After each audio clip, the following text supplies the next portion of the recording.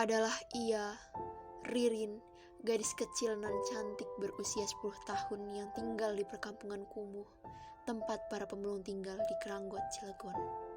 Tidak seperti temannya kebanyakan, yang memiliki harapan melangit tentang masa depan. Mimpi Ririn sangat sederhana. Ia hanya ingin jendela ada di rumah papannya, agar ia bisa melihat dunia di setiap bangun paginya. Menikmati indah bintang saat malam menjelang sebagai pengantar tidurnya sebelum membangunkan harapan. Memandangi indah langit meski dalam ruangan yang sempit. Mensyukuri nikmat Tuhan meski hidupnya penuh keterbatasan. Di atas tumpukan sampah yang menjulang itulah Ririn belajar di sekolah singgah. Pagi ke sekolah, siang hingga sore mengamen atau memulung sampah. Adalah ia, Agung, putra daerah dari Cinangka di Anyer.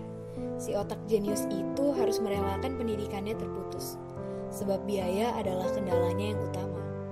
Ia yang sejak kecil sangat menyukai sains dan bahkan mampu membuat eksperimen teori tabung hampa untuk mengangkat beban ribuan ton yang bersarang di dasar sungai.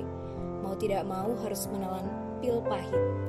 Menjadi tulang punggung keluarga saat ia masih sangat belia adalah pilihannya. Dengan terisak, ia meninggalkan sekolah yang sangat ia cintai itu. Seolah batu besar menghimpit dan menimpa dada serta badannya. Saat ia menyadari bahwa kehausannya akan ilmu telah memburai bersama debu. Adalah ia, Bayu. Bayi berusia 1 tahun 10 bulan yang menderita hidrosefalus sejak lahir. Ia tinggal di pelosok pesisir selatan. Seharusnya bayi seusianya sudah mulai belajar berjalan. Tapi oleh sebab penyakitnya itulah ia hanya tergeletak tiada daya di atas alas tidurnya. Bukan tak hendak membawanya berobat, tapi sungguh sang ibu tak sanggup melakukan itu. Memeriksakan dan merawat Bayu di rumah sakit kota adalah kemewahan yang tak tergambarkan oleh mata. Adalah mereka, anak-anak sekolah dasar di Kabupaten Lebak, Banten, yang harus melalui jembatan gantung rapuh di atas sungai yang mengalir dengan derasnya. Sebab hanya itu satu-satunya jalan untuk sampai di sekolah tujuan demi sebuah agungnya cita-cita. Lantas, apa yang sudah kita lakukan untuk negeri tercinta? Negeri yang konon katanya adalah Zamrud Katulistiwa. Ada juga yang menyebutnya kolam susu. Bahkan, hanya sekadar menancapkan tongkat dan kayu pun, ia akan tumbuh menjadi tanaman. Nikmat Tuhanmu yang manakah yang kau dustakan? Maka menjadi bagian dari solusi adalah awal dari keinginan untuk membangun negeri. Salah satunya adalah dengan membayar pajak. Sebab penerimaan pajak merupakan pilar utama penerimaan negara dalam APBN, maka sudah selayaknya kita ikut andil di dalamnya.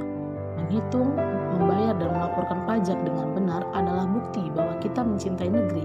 Jika melihat alokasi peruntukan APBN yang sebagian besar bersumber dari pendapatan pajak diperuntukkan ke berbagai sektor, tentunya kita patut berbangga bahwa pajak yang kita bayar akan kembali kita nikmati dalam pembangunan bangsa ini. Bukan semata-mata untuk pembangunan fisik jalan, jembatan, dan gedung pemerintah seperti yang selama ini kita pahami, tetapi juga pembangunan non-fisik atau sosial seperti pendidikan, kesehatan, ekonomi, dan tentunya pembangunan manusia dalam mewujudkan kesejahteraan rakyat Indonesia. Dan tentu, di sini kita juga masih berharap agar tak ada lagi Ririn yang harus tinggal di atas pegunungan sampah, tak ada lagi Agung yang harus meninggalkan bangku sekolah, tak ada lagi bayi-bayi sakit yang meregang nyawa sebab sang ibu tak punya biaya, pun tak ada lagi daerah yang rusak parah tak terjamah. Sebab mereka adalah anak-anak bangsa, putra-putri kita, memiliki hak dan harapan yang juga sama. Sungguh begitulah, bersama dengan jiwa besar mewujudkan segunung harapan tentu adalah sebuah keniscayaan. Mulai sekarang, sebagai warga negara Indonesia, kita harus taat membayar pajak, karena manfaatnya akan sangat berguna bagi semua masyarakat. Selain itu juga, agar bisa membuat Indonesia menjadi lebih maju dari sekarang, dengan membayar kewajiban yaitu